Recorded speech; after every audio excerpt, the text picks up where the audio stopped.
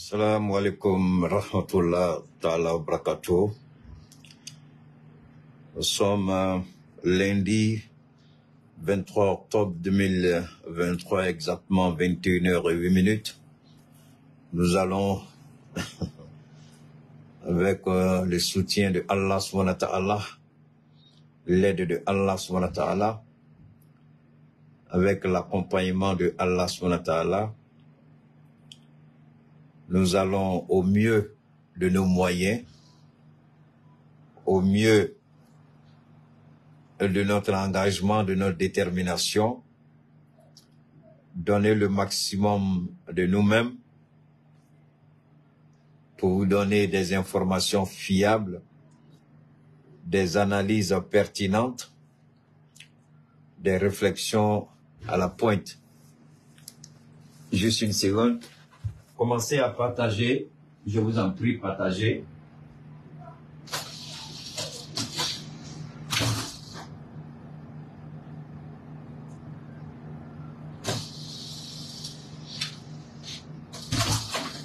Continuez à partager, je vous en prie.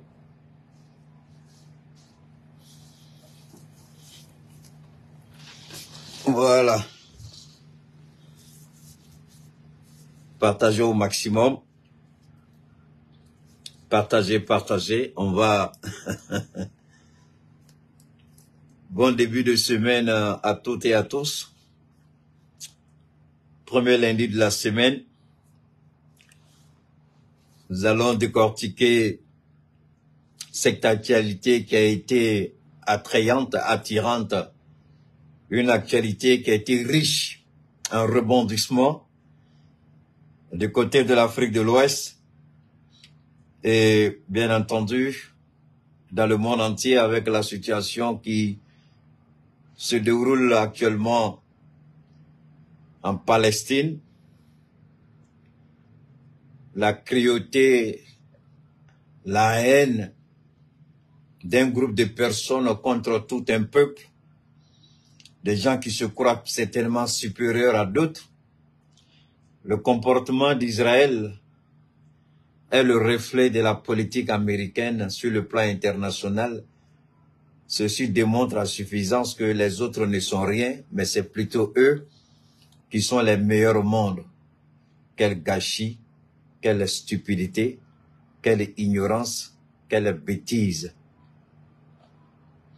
Je dis toujours aux gens, allez regarder vos anciens. Faites un retour dans le passé, allez regarder vos anciens.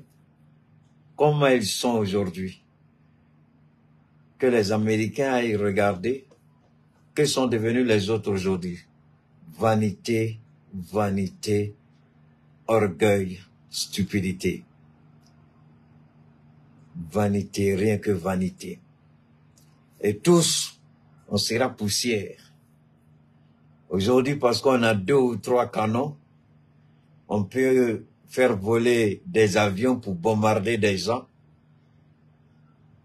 Tellement on est aveuglé par la bêtise humaine, on ne réfléchit pas, on tue, on tue.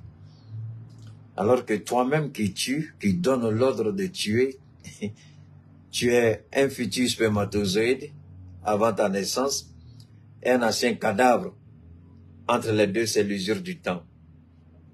Comment tu vas profiter de ton temps? Comment tu vas mettre ton temps à profit? Comment tu feras de ce temps-là quelque chose de positif? Le dernier recours auquel nul ne saurait ou ne pourrait échapper, c'est la finitude de l'homme, la mort. Ça fait rire. Alors on va aller, faites monter le mercure, je vous en prie, partagez au maximum, partagez au maximum, partagez au maximum, partagez et partagez. Alors le temps de vous permettre de bien vous installer et puis bon ben nous allons évidemment avec l'aide de Dieu, nous allons commencer la rencontre du jour, la rencontre du jour, la rencontre du jour. Waouh! Alors, vous avez pu tous profiter de ces dernières 48 heures. Vous avez entendu l'Afrique crier. Vous avez entendu la voix de l'Afrique. Vous avez entendu l'Afrique interpeller ses enfants. On peut tout dire du général Tiani, mais ce général Tiani, c'est un homme d'expérience, c'est un homme averti. Beaucoup s'attendaient que ce soit le premier ministre du Niger. Beaucoup s'attendaient de voir le premier ministre du Niger aller s'exprimer dans ce forum qui a été organisé par le Togo. Beaucoup de gens ont été surpris. Le général Tiani, comme Poutine, il a dribblé tout le monde et il a envoyé son ministre d'État. Il a envoyé le général Toumba. Et le général Toumba, avec une aisance et une éloquence de discours, il n'avait même pas besoin de regarder un bout de papier, tellement il maîtrise son sujet. Cela m'a rappelé une chose. Lorsque la sous-secrétaire d'État américaine allait rencontrer les autorités du Niger, elle dit, ils savent ce qu'ils veulent, ils ont une idée nette de ce qu'ils font. Vous avez eu la preuve à Lomé. Rappelez-vous, c'est ce que la sous-secrétaire d'État américaine, elle a dit, ils savent ce qu'ils veulent et ils savent très bien ce qu'ils font. La preuve a été donnée par le général Toumba.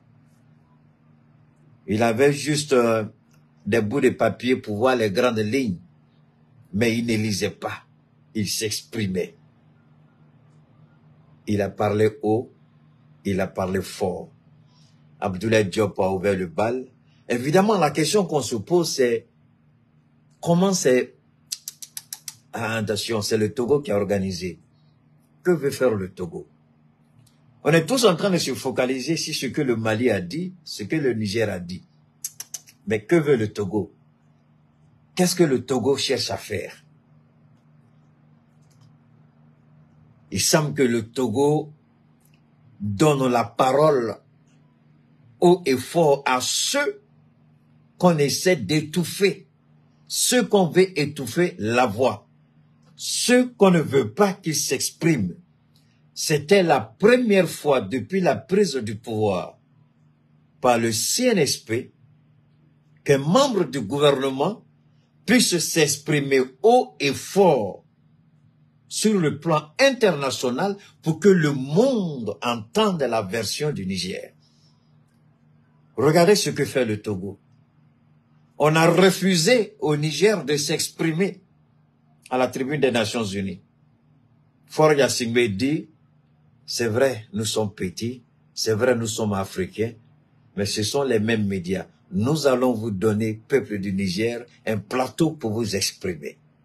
On vous invite à Lomé, venez et parlez. Et le Niger a parlé.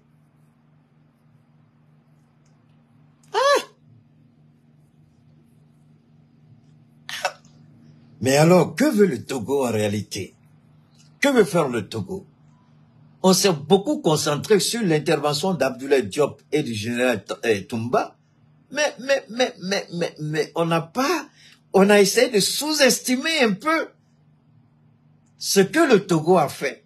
Donner une plateforme, je vous ai dit que Faure Gnassingbé, le Togo peut le détester, je comprends, et c'est légitime. Des Togolais peuvent se plaindre de Faure Gnassingbé, ça c'est votre droit. Personne ne peut vous dire pourquoi vous allez faire ça. Mais regardez une chose, pendant que Alassane Ouattara est en train de piailler, pendant que Alassane Ouattara est en train de gueuler, pendant que Macron est en train de passer par toutes sortes d'acrobaties, le Togo dit, vous êtes encore petit en diplomatie. Faure Gnassingbé dit, je suis le jeune de la vieille, il y a longtemps je suis là. J'étais encore dans les coulisses du palais quand mon père était au pouvoir. Peuple du Togo, je ne dis pas que Gnassingbé est propre. Je n'ai jamais dit que Gnassingbé était un ange. Je n'ai jamais dit que Gnassingbé est le meilleur président. Je n'ai jamais dit que c'est le président qu'il vous faut. Moi, en tant que panafricain, Yassingbe nous donne une plateforme pour nous exprimer. Quels que soient les griefs que vous avez contre Yassingbe, je suis désolé, je suis obligé de parler fort pour dire merci au président Faure Yassingbe. Vous ne pouvez pas m'empêcher de dire ça. De la même manière, je dis vous êtes légitime de l'aimer ou de ne pas l'aimer. De la même manière, je suis légitimement bien placé pour apprécier ce qu'il est en train de faire. Et le combat qu'il fait, c'est des leçons qu'il est en train de donner à toute l'Afrique. Voilà le président du Kenya qui a gueulé, hurlé et piaillé. Je vous ai dit qu'il était faux. Je vous ai dit que c'est un manipulé. Aujourd'hui, regardez, on est en train de le regarder. Haïti refuse que les soldats kenyans viennent chez eux. Soi-disant qu'ils vont venir rétablir l'ordre. Le Kenya a la grande gueule, parce que le Kenya gagne gros. Lorsque le Kenya veut envoyer, par exemple, des policiers, là où les Américains doivent aller, les Américains disent, nous, on ne peut pas aller, on vous donne les moyens, on met les moyens financiers à votre disposition, la logistique, allez-y, en Haïti. Et l'idiot du président, c'est lui qui a sa grande gueule. Tu le vois parler, mais voilà ce que le Togo fait. C'est ça que moi j'appelle, c'est le message que j'avais lancé lorsque le professeur Ducé a parlé. J'ai dit, Faure, on t'a bien entendu à la tribune des Nations Unies. Maintenant, on attend de voir la suite. Faure Yassingbe a envoyé un messager, dit à Keïta que j'ai compris son message. Il ne sera pas déçu. Voilà ce qui s'est passé. Et ça, pendant qu'on applaudit Abdoulaye Diop, ce qui est tout à fait normal et louable, on va le faire tout à l'heure, pendant qu'on applaudit le général Toumba, ce qui est tout à fait extraordinaire, mais n'oublions pas, celui qui a donné cette possibilité, cette plateforme d'expression libre pour que le monde entende, c'est le Togo. Donc on ne peut pas ignorer le Togo et applaudir seulement nos deux grands ministres. C'est le Togo qui est à l'origine. Donc nous disons infiniment merci au président Faure Yassingbe Yadema. Merci au président du Grand Togo. Il a démontré une fois de plus qu'il est un leader charismatique. Il a démontré une fois de plus. Je ne dis pas, hey, tout le monde n'est pas d'accord avec moi, c'est la même chose, je ne suis pas d'accord avec tout le monde. Il y a des gens qui vont attaquer Faure Yassingbe, ils vont dire tout sur Yassingbe, je suis d'accord avec eux, c'est leur droit. Mais il ne peut pas m'empêcher d'avoir ma propre opinion sur Yassingbe. Je ne suis pas un mouton, je ne suis pas un suiveur. Je ne suis pas parce que les autres suivent, je ne dis pas parce que les autres disent. C'est à partir de mes propres expériences, analyses et réflexions que je parle. Donc je ne parle pas pour faire plaisir à Faure Yassingbe et je ne parle pas parce que d'autres sont contre Faure Yassingbe. Je parle parce que je fais une analyse objective, pragmatique. C'est le seul pays aujourd'hui, à l'exception de tous ceux qui crient « Ouyoya, ouyoya ». On a vu le président de l'Afrique du Sud, je vous ai dit, ne vous laissez pas emballer par le président sud-africain. On attend sur le terrain. On les attend sur le terrain. Ils ont piaillé partout. Non, African must do this, African, you gotta respect Africa. Mais pendant qu'on tue le Mali, le Burkina, le Niger, vous avez vu le Kenya parler, vous avez vu l'Afrique du Sud réagir? Never.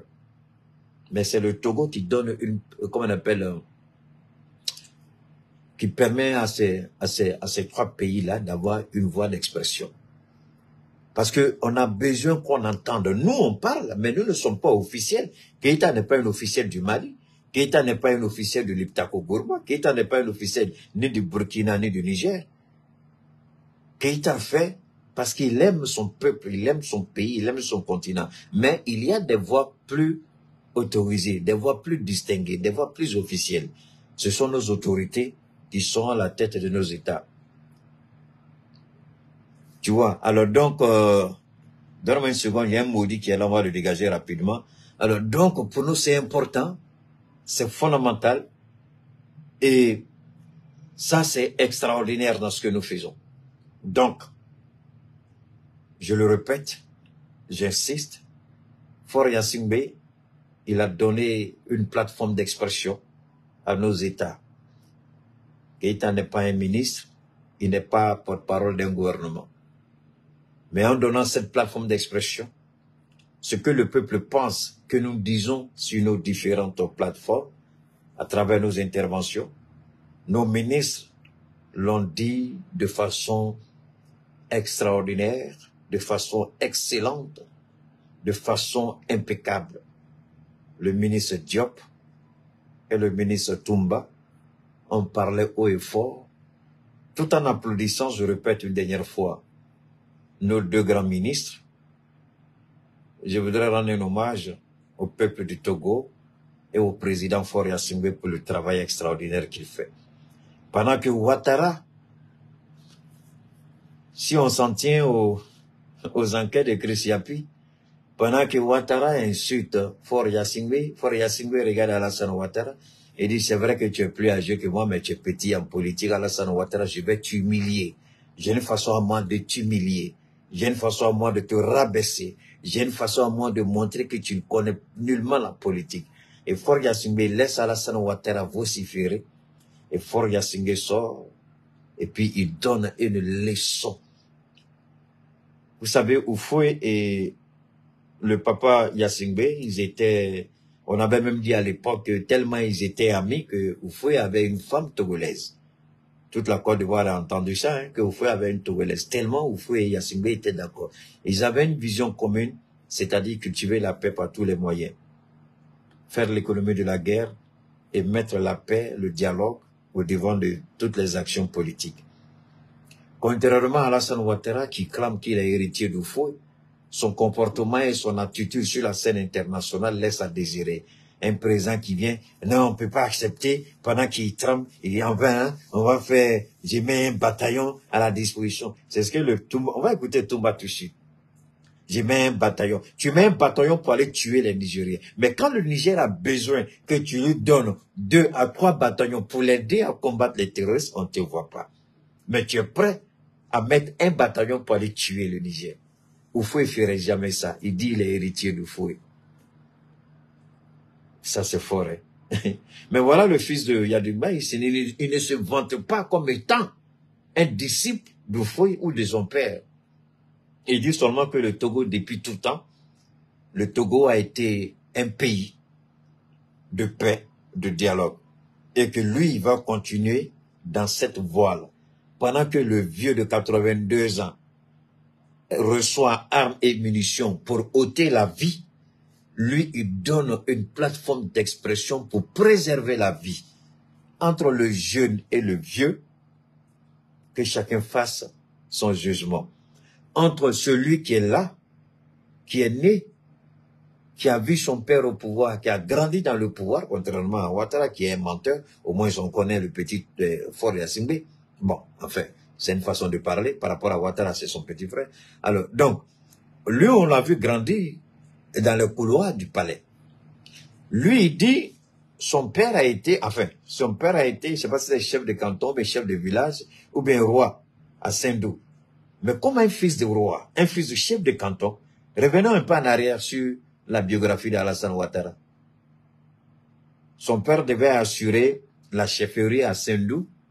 Il travaillait en Côte d'Ivoire. Donc, de ce fait, il était obligé de rentrer à l'époque à Bobo-Dioulasso, en Haute-Volta, c'était pas encore Burkina Faso, c'était la Haute-Volta.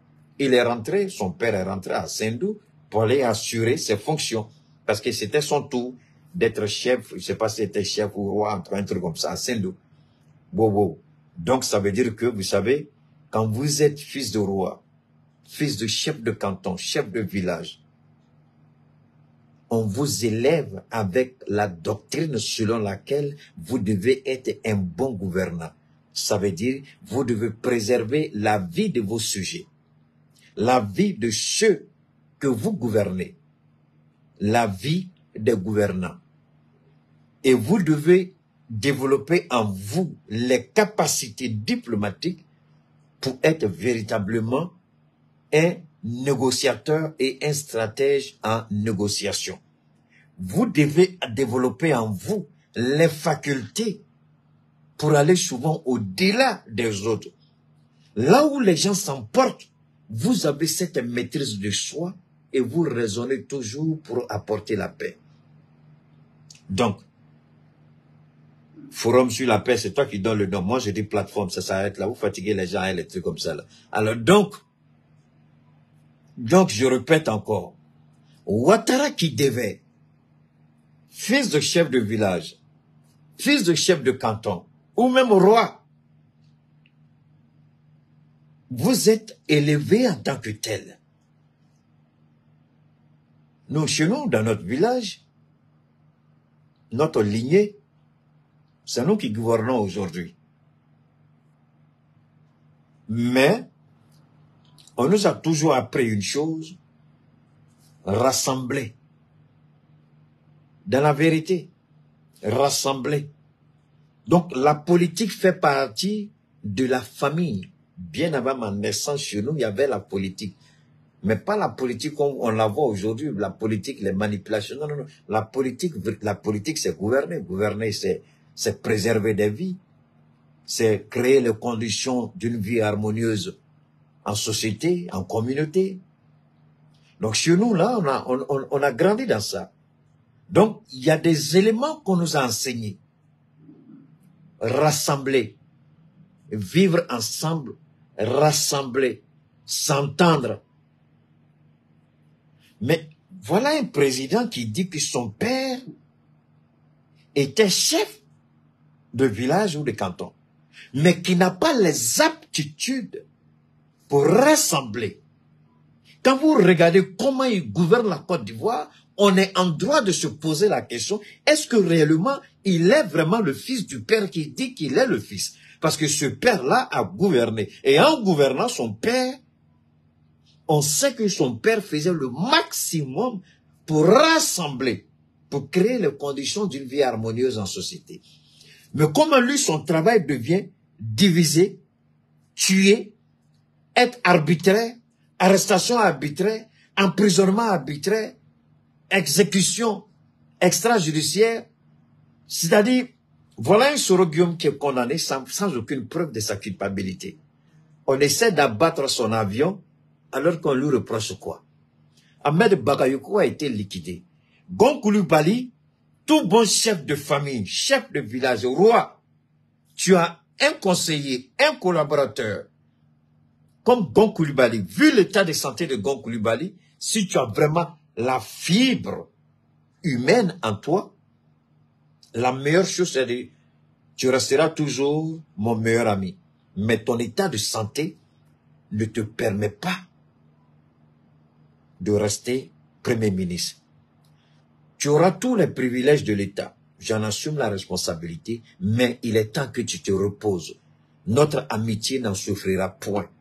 Mais au lieu de cela, sachant bien que Gon était gravement malade, qu'il repose en paix, il met une charge supplémentaire pendant que le docteur du monsieur lui disait « décharge-le », lui le surcharge. Et puis il le choisit comme candidat. Dès l'instant où il a été choisi, Gon lui-même, il savait que Ouattara venait de signer son arrêt de mort. Parce qu'il ne pouvait pas dire... Gon craignait plus Alassane Ouattara que Dieu lui-même. Gon aimait Alassane Ouattara plus que Dieu lui-même. Puisque toute personne censée aurait pu dire, Monsieur le Président, je suis entièrement d'accord avec vous. Ça n'a pas été une nomination. Lui-même, il a dit, je l'ai préparé. Ça n'a pas été facile.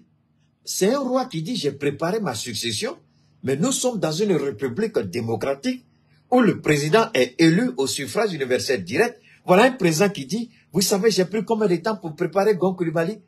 Ça ne se remplace pas comme ça. Et c'est le même président qui vient encore, qui fait les lois d'Ahmed Bakayoko et tous les jeunes gens qui le suivent. Donc finalement, ce président se pose la question, il se ment ou bien c'est à qui il croit qu'il ment? Ça, c'est Alassane Ouattara. Alors, le fils de Yassoumbé dit à Alassane Ouattara, tu n'es pas un politicien.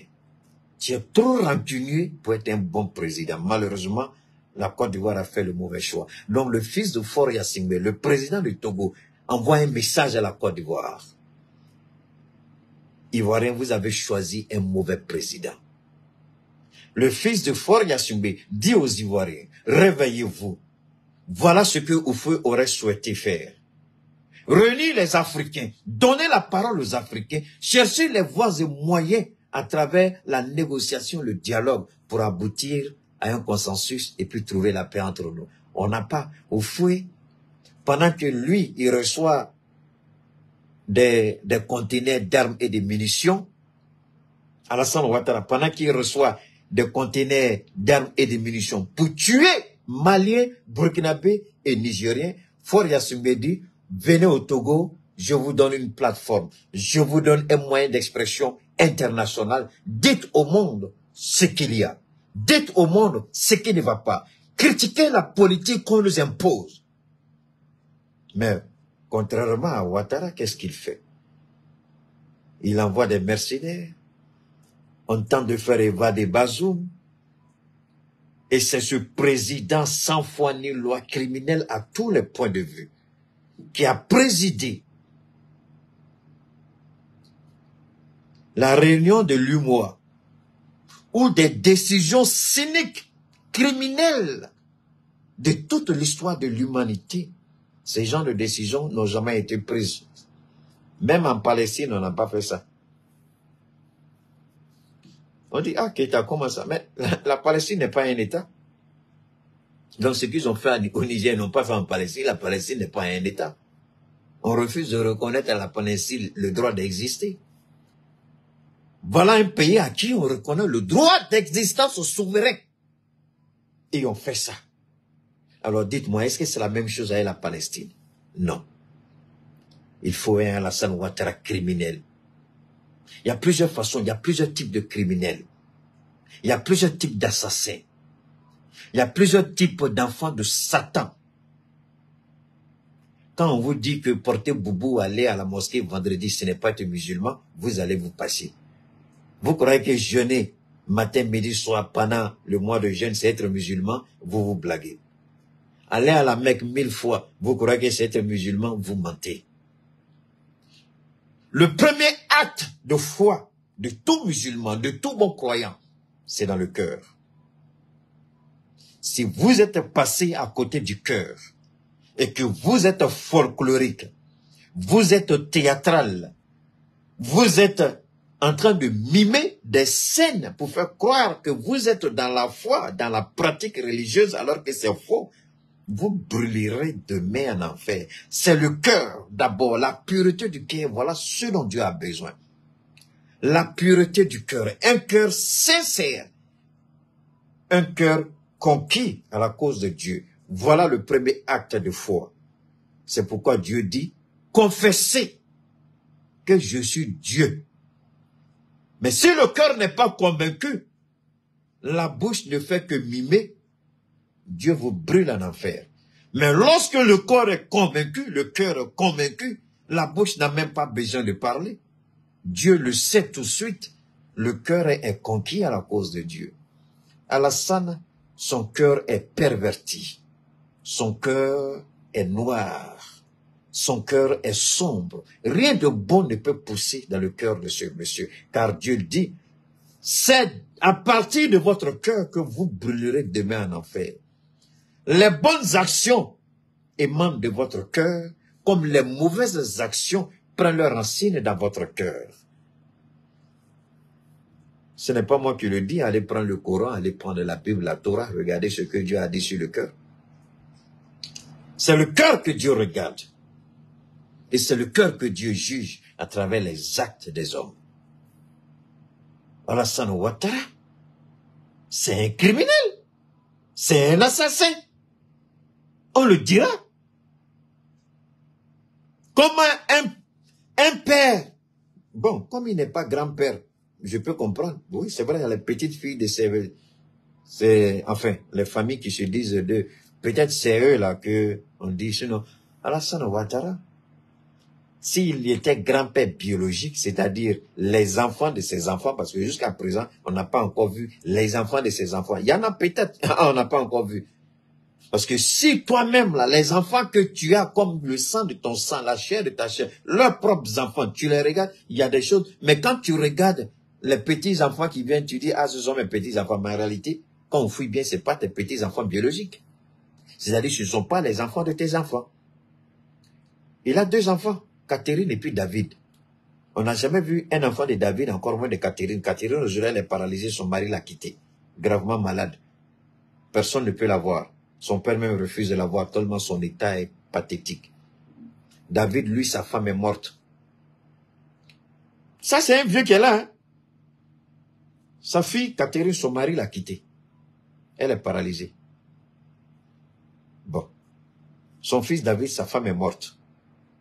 Ça, c'est le vieux là qui est là. Alors, un vieux comme ça, dites-moi, à part les enfants de Dominique Ouattara, son épouse criminelle là, à part ça là, qui lui-même, il peut regarder, voilà le sang de mon sang. Il peut pas. C'est pourquoi Ouattara est criminel comme ça, il est méchant. Il est foncièrement méchant.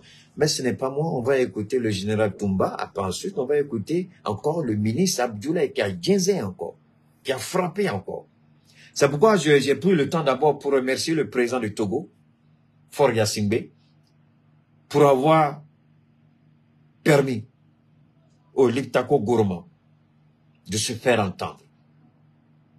Parce que le Togo, je vous ai dit, il y a deux pays qui sont en train de lorgner le Liptako Gourma, je vous l'ai dit. Il s'agit de la Guinée, il s'agit du Togo.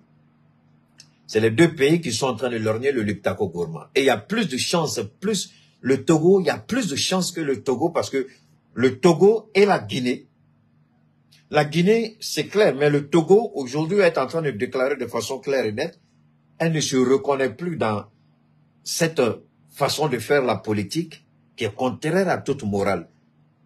Donc aujourd'hui, le Mali est en train d'avoir, pas le Mali, le Liptako Gourma, Mali, Burkina, Niger, ils sont en train d'avoir deux alliés de poids. Deux alliés qui ont tous les deux une façade maritime. Donc, on ne sait pas le président qui va venir après Faure Gnassingbé. On ne sait pas quel... C'est pourquoi un Togolais, permettez-moi de rendre hommage à Faure Gnassingbé. Parce que vous allez prendre un mauvais président comme les Ivoiriens ont pris un mauvais président comme comme Ouattara. Les Ivoiriens, on les a manipulés, la presse occidentale. Mais vous allez voir tout de suite que la presse française va commencer à développer. Vous voulez que je dise? La presse française va commencer à développer un nouveau narratif. Gnassingbé Yadema, Faure Gnassingbé est la nouvelle cible de la France-Afrique. Il y a un nouveau narratif qui va commencer à naître ces jours-ci. Si vous allez écouter ce qu'ils vont commencer à dire de Faure Gnassingbé, c'est pourquoi je dis Togolais, faites beaucoup attention, ne commettez pas l'erreur des Ivoiriens. On a diabolisé Laurent Gbagbo au profit de Ouattara. Aujourd'hui, les Ivoiriens disent Gbagbo Kafsani Alassane. Ça veut dire Gbagbo Laurent est mieux, 1000 fois mieux que Alassane Ouattara. Aujourd'hui, les Ivoiriens le regrettent. Alors, comme Dieu ne fait rien sans rien, Dieu leur a permis de faire l'expérience de Ouattara en permettant Laurent Gbagbo d'être hors de la Côte d'Ivoire. Parce que si Gbagbo était là pendant les 10 ans, il y a des fortes chances que Gbagbo serait mort, empoisonné, on ne sait pas. Donc, la prison de Gbagbo a été très bénéfique à Laurent Gbagbo. Cette prison a permis de sauver la vie de Laurent Gbagbo. Peut-être que s'il était en Côte d'Ivoire, je vous jure au nom de Dieu, il serait condamné à vie. Aujourd'hui, la liberté qu'il a, donc, Dieu savait ce qu'il faisait. Dieu a permis l'arrestation de Laurent Gbagbo. Dieu a permis à Laurent Gbagbo d'aller à la CPI parce que Dieu avait un plan pour Laurent Gbagbo. Dieu savait, il va pour préserver sa vie. Il va pour revenir en Côte d'Ivoire pour que les Ivoiriens, de l'absence de Laurent Gbagbo, se rendent compte de la réalité en Côte d'Ivoire. Eux, dans leur camp, ils croyaient que c'était fini pour Gbagbo. En ce moment, la Cheikh Oumar Keïta, il riait. En ce moment, la Cheikh Oumar Keïta, il dansait. Parce que Cheikh Oumar Keïta, à cette époque, avait déjà la révélation que Gbagbo va et puis pas revenir. Je vous invite à le regarder. En 2012, j'ai fait une vidéo quand j'étais aux États-Unis où j'ai dit que Laurent Gbagbo, en ce moment, je n'étais pas comme ça sur les réseaux, c'était quelques rares fois. J'ai dit Laurent Gbagbo part et revient. Dieu le met à l'écart pour sa propre sécurité. C'est ce qui est arrivé à Laurent Gbagbo. Dieu l'a mis à l'écart pour sa propre sécurité. Et il est revenu. Et Ouattara regrette pourquoi il a permis à Gbagbo d'aller à la CPI. Si vous demandez à Ouattara aujourd'hui, c'est le plus grand regret de toute sa vie. C'est le plus grand regret de toute sa vie. Il dit, mais j'aurais dû le liquider ici. Pourquoi je l'ai laissé partir? J'aurais dû le condamner ici comme j'ai fait à Sorodio. Je le condamne et puis qu'est-ce qui va se passer? Maintenant, il a regretté. Gbagbo est parti, Gbagbo est revenu. Donc, je dis aux Togolais, faites attention. Faites attention par rapport à ce que vous voulez. Dieu n'a pas permis la situation de Gbagbo Laurent pour que ça serve de leçon aux Ivoiriens, mais à tous ceux qui se laissent manipuler par la presse occidentale. Je ne dis pas que Faure est bon, mais on dit la femme que tu veux divorcer pour prendre une nouvelle femme, là, pose-toi la question. La nouvelle femme que tu prends, est-ce que tu connais tout? Tu connais pas tout. Tu laisses celle que tu as, tu la traites de tout et puis tu sautes sur la nouvelle. Tu arrives la nouvelle, là, elle commence à couper ta tête. Tu dis, hé, Allah, si elle savait ma vieille là, pourquoi je vais la laisser partir? Mais il a dit, il y a trop tard, ta vieille est devenue une nouvelle chose de quelqu'un. Faisons beaucoup attention. Voyez les présidents, je vous ai donné l'exemple de 2 présidents, Kenya et puis Afrique du Sud. Donc, Togolais, je ne suis pas votre ennemi. Encore moins, Faure Gnassingbé n'est pas votre ennemi. Faure Gnassingbé est en train de couper des liens. Mais Faure Gnassingbé, il est très intelligent. Peuple du Togo, permettez-moi de vous dire ça en 1 minute. Et puis on va continuer. Vous savez, Faure Gnassingbé, je vais vous dire une chose. Il y a des liens qu'il ne pouvait pas couper. Mais comme on a l'habitude de le voir, il y a certains présidents qui essaient de couper ces liens-là. D'une certaine manière, au moins ils se rendent compte, pas qu'ils sont liquidés. La France envoie des gens pour les liquider. Mais que fait Faure Gnassingbé? Faure Gnassingbé, il crée d'abord un mur entre lui et ses adversaires. Pendant ce temps, il est en train de faire un travail à l'international qui va payer. Donc le jour que Faure Gnassingbé dit, je pars du Togo, ou bien je quitte le pouvoir, ou organiser la direction sans fois, je vous jure au nom de Dieu, le président qui va venir au Togo, il n'aura pas besoin de se soucier comment je vais couper les liens coloniaux qui sont là. En ce moment, la Faure aura déjà tout coupé. Parce que Faure est en train de faire un travail intelligent, mais il fait avec raison, doucement pour tout. Aujourd'hui, le Togo a besoin d'être... Vous croyez, c'est Faure Gnassingbé, vous voyez, c'est pas ça? C'est pas ça? Vous avez entendu le discours d'Abdoulaye la dernière fois, le vendredi? Le discours que j'ai fait passer le samedi. Vous avez entendu? Il dit, ne croyez pas que les présidents passés là ne voulaient pas faire certaines choses. Mais on ne voulait pas permettre à ces présidents-là de le faire. Mais Faure a compris, Faure est en train de couper les liens. Faure est en train de couper des liens. La démonstration aujourd'hui, c'est ce forum-là. Paix sécurité, là, c'est ce forum. Là où la CEDEAO a échoué, Faure Gnassingbé est en train de faire un miracle là-bas. Là où l'Union africaine a échoué, Faure Gnassingbé est en train de frapper là-bas. Peuple du Togo, détestez-le, je suis d'accord avec vous. Mais ne vous laissez pas aveugler par la haine, la rancune, et puis refusez de voir ce que le travail extraordinaire qu'il est en train de faire. Ce n'est pas seulement pour le Togo, c'est pour toute l'Afrique. En tout cas, l'Afrique subsaharienne, il est en train de faire un travail extraordinaire. Vous pouvez ne pas l'aimer, je suis d'accord avec vous. Mais dire qu'il n'est pas en train de travailler, il y a un qui m'appelait, oui, Keïta, on comprend, mais au lieu d'aller balayer devant la maison des gens, il n'a qu'à balayer chez vous. Je dis, mon ami, tu ne comprends rien en politique, ce que tu es en train de dire là, il faut laisser tomber. Tu n'as rien compris encore. Il faut laisser tomber. Tu crois que Faure Gnassingbé peut balayer devant? Quand j'ai fini de parler avec lui, il dit, mais franchement, Keïta, j'avais une haine contre Faure Gnassingbé, mais après ce que tu m'as dit, franchement, je crois que le monsieur là, il souffre comme ça. Il dit, bon, tu n'es pas au courant de tout, on ne peut pas tout vous dire. Mais il faut juste l'observer. C'est ce que je demande au peuple togolais. Observez-le. Observez-le. Prenez-moi pas au mot, prenez-le au mot. Observez-le. Je ne vous demande pas de pardonner, de lui donner carte blanche. Je vous demande de l'observer. C'est tout. Mais en tout cas, pour le moment, là, nous, on a besoin de lui. Donc, s'il y a pas là, vous voulez faire là, faites ça après. Nous, on a besoin de lui. Parce qu'au moment, il est en train de faire un palabre pour nous. Et notre palabre là, c'est plus important. Pas plus important que le Togo, hein, mais c'est très important. Pas plus important que ce, mais notre palabre là. Hey, c'est pas tout le monde qui peut casser les ailes de Ouattara et puis en même temps Macron. Mais il le fait. En un coup, il a cassé les ailes de la CEDEAO, Union africaine, Nations unies, Alassane Ouattara, la Macronie. Le seul, en un week-end, il a cassé, il a frappé Union africaine. Ce qu'on a vu au Togo, on n'a jamais vu ça au sein de l'Union africaine. Il a frappé la CEDEAO. Ce qu'on a vu au Togo, là, on n'a jamais vu ça au sein de la CEDEAO. Il a frappé la France, il a frappé Ouattara et il a donné une réponse à Ouattara. Ouattara qui l'a insulté, il a donné réponse à Ouattara. Alors donc, on va écouter nos 2 grands ministres. On ne pourrait pas les écouter sans ne pas dire grand merci au président Faure Gnassingbé Eyadema. Merci au président Faure Gnassingbé. Merci infiniment pour cette tribune d'expression libre que tu nous as donnée au Mali, au Burkina et au Niger, pour que le monde entende la version des faits du Niger. C'était la première fois depuis le renversement du régime de Bazoum que publiquement, à l'international, c'est vrai, les ministres ont fait des voyages officiels, ils sont venus au Mali, Burkina, ils sont allés dans beaucoup de pays. Mais la première fois depuis le renversement du pouvoir, pour que les autorités du CNSP puissent s'exprimer à haute et intelligible voix, pour que le monde les entende, c'est le Togo. Et peuple du Togo, malgré votre querelle là, moi, franchement, je vous dis pardonnez, nous, il nous a arrangé.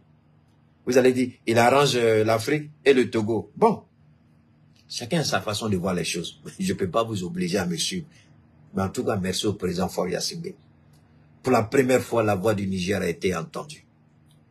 Pour la première fois, le Niger a parlé. Permettez-moi, je vais mettre mon bunker là. La petite femme chinoise, là, elle va parler encore. Elle, c'est toujours comme ça. On va mettre le bunker.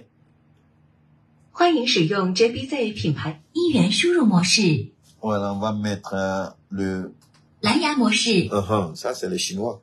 蓝牙已连接。 On va voir rapidement, et puis vous allez écouter. On va commencer d'abord avec le général Toumba. On va commencer avec le général Toumba. Si vous êtes d'accord avec moi, avec lui, on va commencer.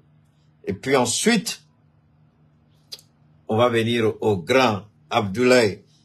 Le grand Abdoulaye. On va venir au grand Abdoulaye. On va d'abord commencer avec le grand Toumba. Le grand et grand Toumba. Ça, donne-moi une seconde pour que chacun puisse... Wow. On va écouter le grand Toumba. Ok, ça c'est Abdoulaye, le grand Toumba. Une dernière fois, on va bien l'écouter. Où il a dit, la CEDEAO c'est fini. Si la CEDEAO veut venir faire la guerre, c'est la fin de la CEDEAO. Vous êtes prêts? Ok, on va lancer le direct. Ok, on va lancer le direct. On va lancer le direct maintenant. On va lancer. Avec les moyens qu'ils ont pour nous aider, c'est conséquemment les moyens de renseignement, d'acquisition de renseignement, On va écouter. qui sont indispensables dans ce type de combat. On n'a pas besoin de donner la caractéristique de l'ennemi, vous le connaissez, vous l'avez vu. On va écouter. Vous savez pertinemment que c'est un ennemi qui est confondu à la population. Donc, en ce sens, la discrimination est extrêmement difficile. Donc, je dirais au passage que pendant toutes ces années, Wow. nous n'avons pas vu la CEDEAO. Mhm. La CEDEAO n'était pas présente, ne serait-ce que même un témoignage de compassion à des occasions où nous avons été meurtris, attaqués. On a perdu des centaines de personnes. Un message de la part de la CEDEAO pour témoigner sa solidarité face au deuil national qui ont été décrétés plusieurs fois dans ce pays. On n'a pas vu la CEDEAO. Nous sommes tout à fait étonnés de voir l'empressement par lequel la CEDEAO arrive à mobiliser les troupes pour vouloir attaquer le Niger. C'est d'abord empêcher tout ravitaillement au Niger, empêcher que la vie se passe au Niger, parce que c'est de ça qu'il s'agit. On essaie d'asphyxier les Nigériens pour que les Nigériens se soulèvent contre cette junte. Mais malheureusement, le résultat, vous l'avez tous remarqué, vous l'avez tous constaté. Nous avons, avec cette population, décrié et nous continuons à décrier ce caractère, ces sanctions. Le général Toumba ce qui me plaît chez ce monsieur, il maîtrise son sujet, il parle sans complaisance, il parle sans détour, il présente la réalité des faits de façon objective. On a voulu asphyxier la vie au Niger. Au passage, je voudrais dire infiniment merci à Fatmata Batuli Niang pour le travail extraordinaire qu'elle fait jour et nuit pour le peuple du Mali, elle qui accompagne cette transition pendant ces moments difficiles. Merci à cette grande dame. Il fait des observations pertinentes, le général Toumba. Ce qui est intéressant ici, il n'est pas allé au Togo autant pour moi pour lire un discours. Il allait présenter une situation qu'il vit au quotidien. Une situation dont il est lui-même victime en tant que Nigérien. Vous me dites, mais ce sont eux qui sont au pouvoir, comment ils peuvent être victimes? Vous croyez que ces hommes qui sont au pouvoir sont quittés au ciel pour tomber? Ils ne sont pas quittés au ciel pour tomber. En d'autres termes, ils ont des familles, ils ont des amis, ils vivent dans une localité, ils sont originaires d'un village, d'une région, d'une localité. Donc, la vie de cette région, de cette localité, c'est forcément aussi leur vie. La vie de leurs amis, de leurs voisins, de leurs collègues. Donc, ils vivent cette réalité au Niger. Comment, à 82 ans, on est supposé être un grand-père? Il va le dire. Et c'était la première fois. J'avais fait cette, je dirais pas annonce, j'avais interpellé pour dire, j'espère que le jour viendra où les autorités du Niger pourront dire exactement combien de femmes qui étaient au travail et par la faute d'Alassane Ouattara, ces femmes-là sont mortes. Combien d'enfants prématurés dans les hôpitaux où on a coupé le courant. Comment on peut être un père? Comment on peut être un père, un grand-père, un frère, un ami, et puis avoir un esprit de couper le courant, sachant bien les pertes en vies humaines que cela va occasionner. Mais je vous en prie, non, Alassane Ouattara, c'est un habitué des crimes de masse. Alassane Ouattara est un habitué des crimes de masse. C'est un criminel. Alassane Ouattara doit être accusé de crimes contre l'humanité. Il a fait en Côte d'Ivoire en 2010-2011. Il a interdit la fourniture de produits pharmaceutiques. Il a demandé que les banques commerciales soient fermées. C'est Laurent Gbagbo qui a pris le courage sur lui-même pour ouvrir la BCAO, payer les Ivoiriens. Les gens travaillent, Alassane dit ne les payez pas. C'est pourquoi je vous dis ce que le Niger a vécu. Palestine même, bon. Est-ce qu'on a dit aux banques palestiniennes ne payer pas les Palestiniens? C'est vrai, ils ont coupé l'eau, ils ont coupé le courant parce que ça vient de chez eux. Mais Alassane Ouattara l'a fait. On a interdit la fourniture de médicaments pharmaceutiques en Côte d'Ivoire. Combien de personnes sont mortes? Je vous en prie, allez regarder dans les livres d'histoire combien de bébés Ouattara a tués. C'est pourquoi jusqu'à sa mort, ce que Dieu réserve à ce criminel, ce que Dieu réserve à Ouattara, je ne le souhaite même pas pour mon pire ennemi. Wallahi billahi, vous le voyez marcher aujourd'hui, mais je vous jure, un jour viendra, vous n'allez pas reconnaître ce monsieur. Billahi, je le jure, vous n'allez pas le reconnaître. Non pas parce que quelqu'un l'a maudit, non pas parce que nous avons parlé, mais ce sont ses faits. Dieu va lui montrer un peu le temps que le reste qu'il attend dans sa tombe, il va voir. Ça, c'est les gens des personnes, on va l'enterrer et puis il y a le feu dans sa tombe, on ne peut pas le mettre. Parce que la tombe même le refuse, la terre même le refuse. Les gens comme Ouattara, si la terre refuse Ouattara, ne soyons pas surpris. La terre risque de le refuser. C'est la même chose qu'il a fait au Niger. C'est de ça que le général va parler.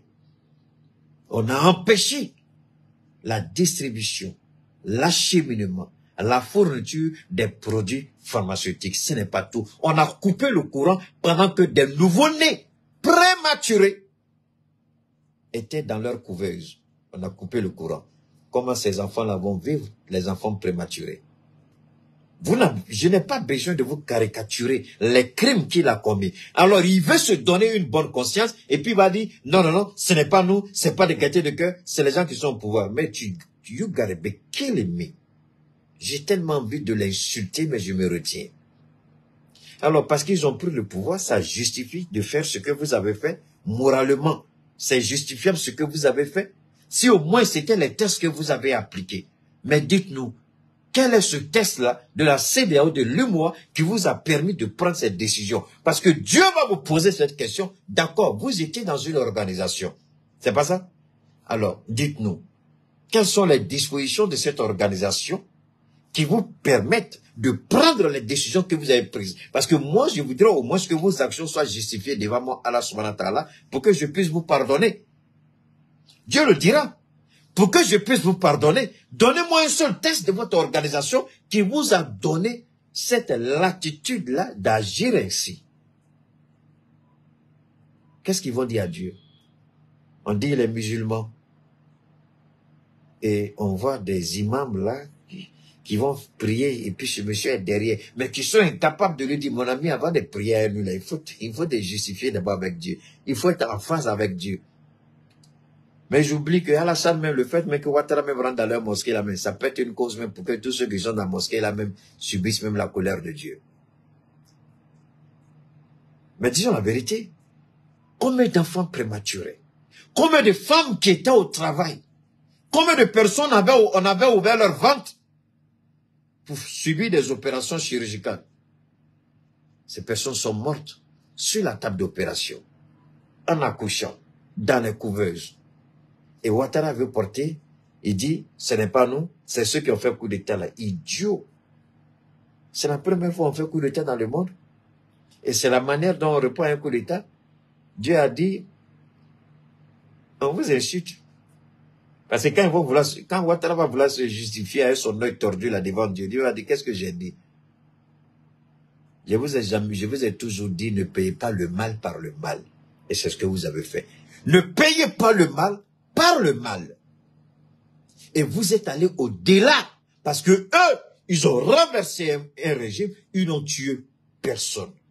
Et vous avez tué. Vous avez voulu payer le mal par le mal. Vous avez tué des enfants. Vous avez tué des femmes au travail. Vous voulez justifier cela comment, Alassane Ouattara? Bouche tordue, œil tordu, ventre ballonné de barbiturique, de médicaments. Un vieux qui s'arrête, il se met à trembler. Il faut, quand la batterie là commence à se décharger net, il faut rapidement l'envoyer pour le recharger. Et toi-même, ta vie même ne tient qu'à un fil. Comment tu peux avoir la haine à ce point à l'endroit d'un pays? Parce que Bazoum est tombé. Tu n'es pas d'accord? Continuons d'écouter le général. Unique et cynique contre le peuple nigérien. Le Niger, c'est un corridor essentiellement du Bénin qui nous permet de nous ravitailler. Nous sommes sans littoral. Malheureusement, le lendemain du coup d'État, ce corridor a été fermé. Nous avons des centaines de camions qui étaient sur ce corridor ce jour-là, avec beaucoup de produits, entre autres pharmaceutiques, alimentaires, des produits frais, commandés par les opérateurs économiques nigériens qui devraient rentrer par la frontière. Mais on n'a pas été compris. Automatiquement, la frontière fermée. Et aujourd'hui, je vous dis, des centaines de camions, des centaines d'opérateurs économiques ont perdu leurs biens à cause de cette situation. Mais il continue toujours à supporter cette junte-là, pour laquelle c'était arrosé sur le body. Les gens ne comprennent pas. Avec l'illusion démocratique qui a été entretenue par le régime déchu. L'illusion démocratique. Montrant à la face du monde que tout est bien dans le meilleur des mondes possible au Niger. La communauté internationale a manqué de discernement par rapport à cette situation. Nous avons juste voulu nous expliquer le 27 juillet pour que les gens comprennent en réalité qu'est-ce qui se passe au Niger. Cela n'a pas été le cas. Vous avez entendu, il dit, on a voulu juste nous expliquer pour que les gens comprennent ce qui se passe au Niger, puisqu'on était dans une illusion démocratique. Plus de 10 ans, on observait. On ne nous a pas donné l'opportunité. Vous avez entendu de la bouche du général lui-même. On ne nous a pas donné l'opportunité, on ne nous a pas permis de nous exprimer. Aujourd'hui, le Togo permet au Niger de s'exprimer. Et le monde entend pour la première fois la voix du Niger, puisqu'on a empêché le Niger de le faire à la tribune des Nations Unies. On a voulu rendre le Niger à la plus petite, faible expression. Alassane croyait que, en menaçant Faure Gnassingbé, en l'insultant comme Christian Puy s'en a fait l'écho, il croyait qu'il allait pouvoir imposer sa volonté diabolique, mystiquement satanique. Il crut, il a cru. Il crut et il a cru qu'il allait pouvoir imposer sa haine viscérale au président Faure Gnassingbé Yadema qui a plus d'expérience politique que lui. Le président Faure Gnassingbé ne s'est pas empressé de répondre à Alassane Ouattara. On dit on répond à un imbécile par le silence. Si le chien te mord, que tu mords le chien il est mieux que toi. Alassane a piaillé, il a gueulé, il a insulté, il a hurlé. Le président Faure Gnassingbé dit, je maîtrise la diplomatie mieux que toi, je vais te faire regretter ton action. Mais Faure Gnassingbé, certainement ne s'attendait pas que Keïta fasse une telle récupération de ce qu'il a fait. Parce que tout le monde était focalisé sur l'intervention, sinon les interventions de nos ministres. Très peu ont accordé du crédit à ce que le Togo a fait. Pour être honnête avec vous, au début, je ne l'avais pas vu. Je n'avais pas vu cette main puissante du Togo, cette diplomatie puissante du Togo. Je ne l'avais pas vu. C'est lorsque j'ai lancé le direct tout de suite que, comme Dieu sait faire les choses, quand vous l'invoquez, après avoir invoqué Dieu, automatiquement, il m'a permis de comprendre. Je ne dis pas que Dieu cautionne tout ce que Faure Gnassingbé dit. Je n'ai jamais dit que Dieu dit ce que Faure Gnassingbé fait. Bon, c'est pas ce que je dis. Donc, souvent, les gens sont forts dans la manière de transformer, de mélanger ce que vous dites. Je dis que sur le terrain, sur le plan de la diplomatie, il a battu les Nations Unies, il a battu la CEDEAO, il a battu l'Union africaine, il a battu la France, il a battu le vieux irresponsable criminel sanguinaire ivoirien Alassane Ouattara, il a battu Patrice Talon, il a battu Macky Sall. Aujourd'hui, Faure Gnassingbé, en Afrique, à l'exception de nos 3 présidents, son nom commence à sortir doucement, doucement. C'est vrai que lui, la manière dont nos présidents sont venus au pouvoir, c'est pas la même chose pour lui. Donc, il a sa façon à lui de faire, de faire sa politique, qui n'a rien à voir avec pour nous. Mais on est dans le même registre.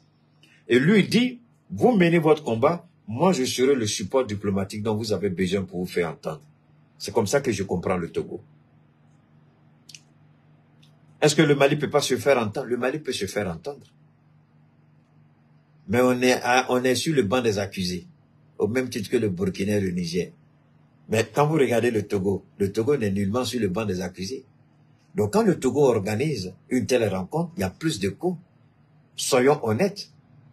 Applaudissons pour ce que Faure a fait. Il a fait ici un coup de grand, parce que les gens auraient pu dire quoi? Mais attends, à peine, on a fini quoi? On a fini la 78e Assemblée Générale des Nations Unies. Pop, on a fini ça. Et puis lui, il organise pour lui. Mais là où le Mali a descendu la France, là où le Burkina a mis la France au pas, là où on a empêché le Niger de parler. Faure Gnassingbé, eux ils finissent pour eux, bam, il fait pour lui. Mais regardez comment il arrive à faire pour lui. Il arrive à court-circuiter en même temps la CEDEAO. Parce que même si la CEDEAO sort aujourd'hui, et ce qu'il a fait vient de mettre en échec tous les plans qui veulent... Je ne dis pas qu'ils ne vont pas chercher à nous déstabiliser, c'est pas ce que je dis.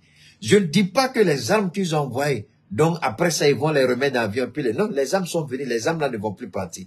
Mais ils sont obligés maintenant de revoir leur stratégie. Donc toutes les stratégies qui avaient été mises en place, aujourd'hui, le forum que Faure Gnassingbé a organisé au Togo a mis à nu, a mis le compteur à zéro. Aujourd'hui, la CEDEAO ne peut plus rester dans sa position belliqueuse. Sinon, la CEDEAO sera vue comme comment? Et là, c'est là Faure a frappé un grand coup. Parce que personne ne voulait, c'est-à-dire les gens ne voulaient même pas qu'un chef d'État de la CEDEAO sorte pour dire autre chose que ce que la CEDEAO doit faire. Maintenant que Faure est sorti, publiquement, il dit devant tout le monde, je m'inscris en faux contre cette décision de la CEDEAO. On peut encore utiliser les moyens diplomatiques. Il y a encore beaucoup d'options diplomatiques qu'on n'a pas encore utilisées. Donc finalement, si Alassane Ouattara veut rentrer dans cette guerre avec la chaussure de talon et puis la merde de saleté de Macky, mais écoutez, leur population, à l'intérieur, leur opinion publique, leur opinion nationale, les gens vont commencer, mais attendez-vous là, qu'est-ce que vous faites là? Le Togo vient d'ouvrir la voie pour le dialogue. Et donc aujourd'hui, ça fait que la CEDEAO se trouve discréditée dans son action de vouloir aller en guerre. Le Togo a parlé à la TV des Nations Unies, ils n'ont pas entendu. Le Togo organise un forum. Et c'est là, je vous jure, je mets Christ Yapi au défi, qu'il aille fouiller, qu'il aille s'interroger, qu'il demande autour de Ouattara. Ouattara est actuellement, il est mal, il est énervé, il est très remonté. Mais à savoir même si Faure Gnassingbé même va prendre encore les appels de Ouattara, après ça, la Faure Gnassingbé va plus prendre les appels de Ouattara. Parce que là, il a montré à Ouattara que Ouattara est idiot. Il a montré à Ouattara que Ouattara est bête. Il a montré à Ouattara que Ouattara est un criminel. Il a montré à Emmanuel Macron que c'est un petit président minable, manipulé, qui ne pourra rien faire en Afrique. Mais regardez, on n'a même pas une idée de ce qui est en train de se jouer, je vous jure. On n'a même pas une idée. C'est-à-dire la France décide de vouloir tuer, et puis un autre État sort, hey, on a terminé avec ça. On est dans une nouvelle ère. Celle-là, c'est avant. Et le Togo devient la plateforme internationale qui permet à ceux qu'on veut étouffer d'avoir une voix diplomatiquement entendue sur le plan international. Et le Togo devient celui-là aujourd'hui qui fait remonter le Mali, le Burkina et le Niger sur le plan international. Est-ce qu'ils n'étaient pas, ils sont sur le plan international, mais le Togo c'est un peu... Et quand vous faites quelque chose et puis quelqu'un vient vous accompagner, il n'y a pas une aide de trop. Toute aide, tout soutien, tout concours est toujours la bienvenue. On ne dit jamais que c'est bon, c'est trop. Donc, nous on fait pour nous, le Togo vient nous accompagner, on dit merci au Togo, bravo au Togo, on continue pour nous. On ne va pas s'arrêter pour autant. On ne dit pas aussi sans le Togo on ne peut pas. Mais l'action du Togo est salutaire, est éminemment salutaire parce que le Togo vient de mettre une balle, 2 balles, 6 balles, 50 balles dans les pieds de la CEDEAO. Donc le Togo vient de casser les 2 pieds de la CEDEAO. Donc pour aller en guerre, il faut avoir tes 2 pieds. Si tu n'as pas 2 pieds, tu vas aller faire guerre comment? Le Togo vient de casser les 2 pieds de la CEDEAO. Si la CEDEAO veut sortir, c'est une humiliation qui attend. Et tout président sensé, avec une petite dose d'intelligence, sait que le Togo vient de tout gâter. Et le Togo vient de toucher tous les espoirs de guerre. Mais, est-ce que pour autant, les gens vont arrêter de réfléchir à des options de déstabilisation? Pas du tout. Mais, l'attaque massive qu'on voulait lancer est douchée d'une certaine manière. Ils peuvent toujours aller. Ils peuvent toujours tenter. Mais une chose est certaine. S'ils vont, ils vont échouer. S'ils vont, ils vont perdre. Ça, c'est une certitude. Parce qu'ils ne maîtrisent plus le terrain. Contrairement à ce que cet ancien de renseignement français qui dit, comme nos soldats ne sont plus là, notre ambassadeur, on peut maintenant lancer des opérations clandestines de déstabilisation. Lui se croit encore dans un film de James Bond, il se croit encore en 1960. Ce petit-là, on lui dit, nous sommes en 2023. On a arrêté la tentative d'évasion de Bazoum. Donc vous croyez que vous allez venir. C'est avant, on arrivait à corrompre la population. Mais aujourd'hui, là, le Niger est averti. Sinon, les premières heures du coup d'État. Oh, toi, va là-bas. Arrête de me fatiguer. Les premières heures du coup d'État. Les premières heures de l'arrestation de Bazoum. On a vu des jeunes gens qu'on avait montés tout de suite. Ils sont sortis. Vous les avez vus? On n'est pas d'accord, on veut la démocratie. Vous avez vu? Et puis moi, je suis resté sur ma faim. J'ai dit, mais attendez, qu'est-ce qui se passe au Niger? J'ai dit, bon, attendons de voir. Donnons encore le temps à la population nigérienne de réagir. Et vous avez vu que quand nous, on a commencé à intervenir, on est beaucoup, hein, aussi bien en Afrique qu'à l'extérieur, en Europe, on a commencé à intervenir tout de suite, parce que le peuple nigérien même hésitait. Mais quand ils ont vu qu'il y avait de la détermination, de l'engagement, automatiquement ils sont sortis. Donc, quand ils ont vu les jeunes gens là marcher, et puis ils ont été gazés, et puis nous on est sortis, on a eu courage, on a commencé à pousser. Vous avez vu quand le peuple est sorti, les jeunes gens ils ont disparu. Ils ont disparu de la circulation. Donc, ce que nous disons, le Niger a subi, affreusement, le Niger a subi.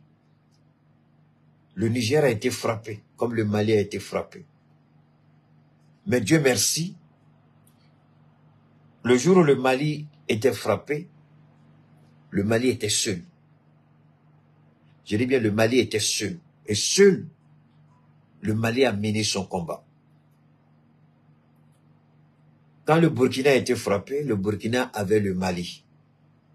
Quand le Burkina a décidé de prendre son destin en main, le Burkina a trouvé un allié, le Mali.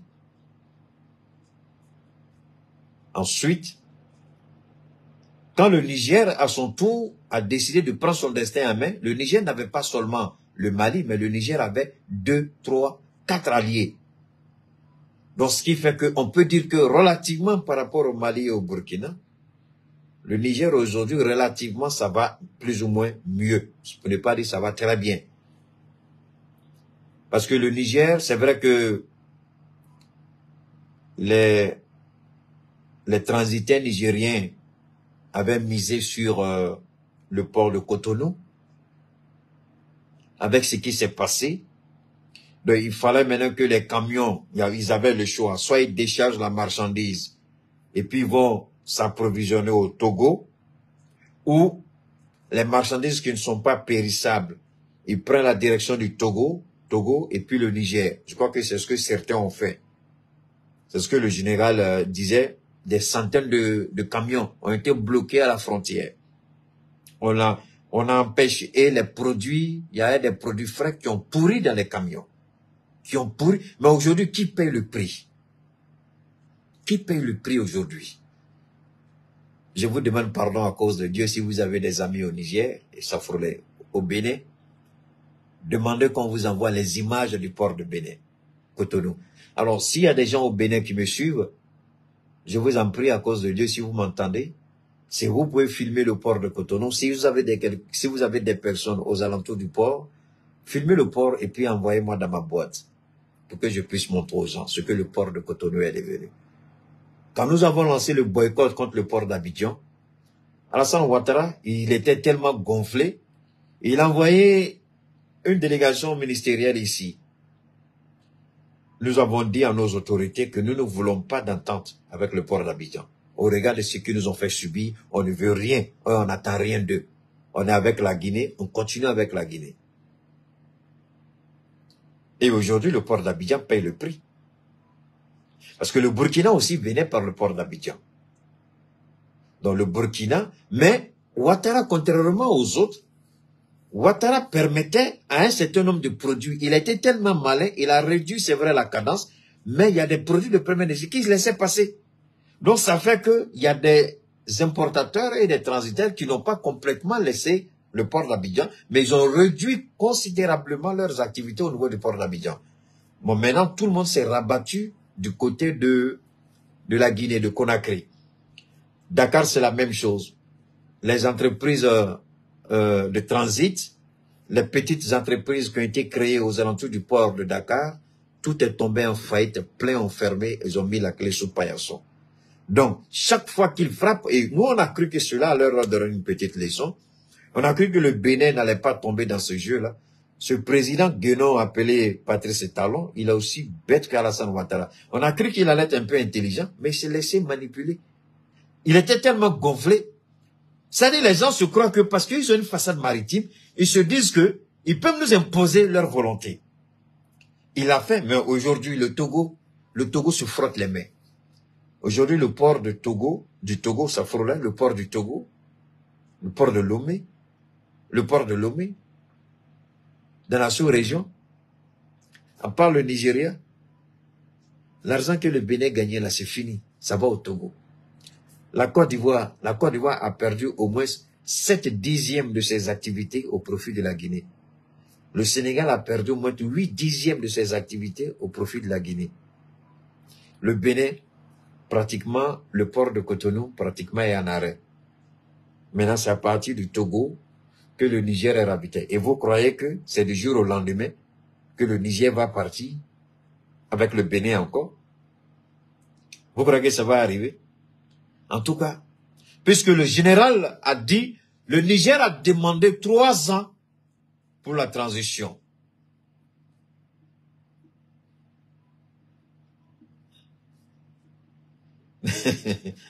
Il dit, quand je frappe, je suis les talons, j'aurai 1000 ans de bénédiction. Merci. Maintenant, le Niger a demandé 3 ans de transition. Il dit, ça dépend. Il y aura un forum national, je crois. Il y aura un forum national où le peuple du Niger va décider. Le peuple du Niger va décider. Eux proposent 3 ans minimum. Non, ça fera 3 ans maximum. Le CNSP demande 3 ans maximum, mais il demande à la population de se prononcer sur la durée de la transition. Donc, vous voyez maintenant, le CNSP ne va jamais négocier avec la CEDEAO par rapport à la durée de la transition. Jamais. Donc, la CEDEAO peut maintenir autant que possible les sanctions. Le CNSP ne va jamais, à ce niveau-là, négocier avec la CEDEAO. Le CNSP dit, nous, au maximum, on veut 3 ans, parce qu'il y a du boulot à faire. La Guinée a dit 3 ans, la Guinée peut renouveler. Le Mali, on va dans 3e année, et on a la possibilité de réchelonner. Donc, nous, on n'est pas tenu par une date obligatoire avec la CEDEAO. Ce n'est pas la CEDEAO qui finance les élections au Mali. C'est l'argent du peuple malien. Alors, c'est ce peuple-là qui dit, nous voulons 5 ans, 4 ans. Donc, c'est la volonté du peuple. Maintenant, si au Mali, on se rend compte que le délai qu'on s'est fixé n'est pas tenable, comme l'a fait tout récemment le gouvernement, il appartient au président Assimi Goïta de faire une déclaration et de dire au peuple, j'ai entendu ce que vous avez dit, on avait proposé telle date, mais compte tenu de la réalité de certaines situations, nous allons aller peut-être à 6 mois ou 1 an supplémentaire de la transition. Rien n'oblige Assimi Goïta à dire que nous, parce qu'aujourd'hui, là, les 3 pays là, de l'Iptako gourmand, rien ne les oblige à rester dans une transition imposée par la CEDEAO. Le Burkina dit, si vous pouvez garantir la sécurité, nous on organise l'élection tout de suite. Donc Burkina dit, pas d'élection tant que la sécurité n'est pas établie au Burkina. Bon, c'est Assimi qui, de temps en temps, essaie un peu d'amadouer la CEDEAO. Maintenant, le général Tiani dit, je n'ai rien à dire à la CEDEAO, c'est le peuple du Niger qui va décider. Nous, on a proposé 3 ans maximum. Si le peuple dit, moins de 3 ans, ou bien si le peuple dit 4 ans ou 5 ans, nous allons le faire. C'est la voix du peuple qu'on attend. Voilà ce que le général a dit. Mais ça, on va développer les 3 ans de la transition, on va la développer. Parce qu'aujourd'hui, je vais être honnête avec vous. Qu'est-ce que la CEDEAO peut dire? La CEDEAO qui est en train d'asphyxier le Niger. Le CEDEAO qui est la CEDEAO, autant pour moi, qui est à l'origine de l'assassinat des enfants du Niger. La CEDEAO qui est responsable du meurtre des femmes qui étaient au travail, qui devaient faire des césariennes, mais qui sont mortes parce que la CEDEAO a coupé le courant. Les enfants qui étaient dans les couveuses, les enfants prématurés, les enfants nigériens qui sont morts par la faute de la CEDEAO. Est-ce que cette CEDEAO-là, légitimement, peut dire à la transition, faites 2 mois, 3 mois, 4 mois, vous croyez réellement que le peuple du Niger va soutenir le CNSP à négocier avec la CEDEAO? Pas du tout. C'est la même chose pour le Mali. Assimi, il est très malin. Assimi, il écoute son peuple. Il est maintenant doué dans la politique. C'est un génie politique aujourd'hui. Assimi sait très bien ce qu'il fait. Si Assimi estime que ce n'est pas opportun, Assimi ne fera rien. Ça, au moins, j'ai la certitude. Donc, Assimi, il met pas, lui, il crie pas beaucoup, hein. Le capitaine, il a déjà dit une seule fois, le premier ministre a dit, si vous êtes, ils ont appelé les ambassadeurs des pays européens, CEDEAO. Il dit, si vous avez la solution pour voir la sécurité aujourd'hui, si la sécurité aujourd'hui, on organise l'élection, mais tant que vous n'avez pas le moyen et que c'est nous qui devons nous battre pour établir la sécurité, c'est quand nous aurons sécurisé l'ensemble du territoire que nous allons aux élections. Donc, les dates que vous donnez ne nous engagent pas. La seule chose qui nous engage, c'est la sécurité du Burkina Faso.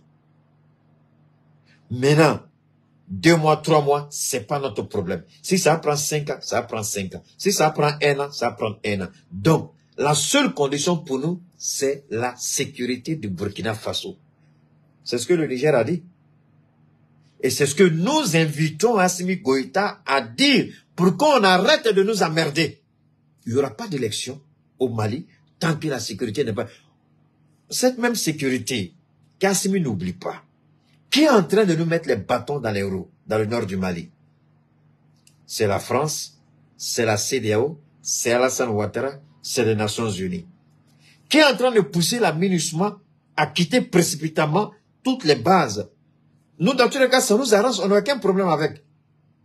Mais que la MINUSMA prenne le temps au moins de nous dire que nous allons partir, comme l'a dit le gouvernement, 3 jours en avance, pour que nous, on soit là-bas. Mais, vider les lieux sans informer, laisser les armes, pour que les terroristes aillent s'en servir. C'est parce que le Tchad a dit, le Tchad dit que elle ne veut pas quitter, les forces armées tchadiennes, pardon, elles ne veulent pas quitter, comment on appelle ça, Kidal, Aguelok, et puis Tessalit, je crois, au motif qu'elle n'a pas envie de partir pour laisser ses armes entre les mains des terroristes. C'est ce que l'état-major des forces armées tchadiennes avait dit. Mais alors, si le Tchad dit ça, pourquoi la MINUSMA oblige le Mali à quitter les bases, les camps avancés, pour laisser armes, munitions et véhicules à la disposition des terroristes? Pourquoi la MINUSMA fait ça? C'est pourquoi nous répétons ce que je dis, je le répète au président Assimi Goïta. Monsieur le président Assimi Goïta, le Mali n'est pas prêt à aller à une élection aujourd'hui. Si vous écoutez les plaisantins, monsieur le président, vous n'allez jamais gérer convenablement le Mali. Vous avez un programme ambitieux, vous avez l'amour du pays, vous êtes un véritable patriote engagé. Aujourd'hui, allons à des élections lorsque le pays est sécurisé, lorsque le pays est fiable. N'allons pas à des élections pour faire plaisir à qui que ce soit, parce que personne ne finance ces élections. C'est l'argent du peuple malien. C'est l'argent du contribuable malien. Et c'est à ce peuple-là, monsieur le président, que vous rendez compte. Vous ne rendez pas compte à la CEDEAO, Monsieur le Président Assimi Goïta. Vous ne rendez pas compte aux Nations Unies, Monsieur le Président Assimi Goïta. Vous ne rendez pas compte à la France, Monsieur le Président, mais vous rendez compte au peuple malien qui vous a investi de sa confiance en adoubant votre prise de pouvoir. C'est le peuple qui vous soutient. C'est le peuple qui est votre bouclier. C'est le peuple qui est votre rempart. C'est le peuple qui est votre soutien. Ni la MINUSMA, ni les Nations Unies, ni la France, ni la CEDEAO. Vous craignez quoi?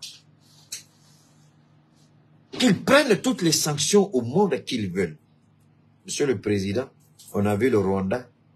Ils ont couru pour aller demander pardon au Rwanda. Et aujourd'hui, qui est en train de signer tous les gros contrats avec le Rwanda? C'est l'Union européenne. Ce sont les pays européens. Quand Paul Kagame faisait sa réforme, il n'a pas eu besoin d'une organisation ou de la balle de qui que ce soit. Il a fait ce qu'il a jugé utile pour développer son pays, le Rwanda.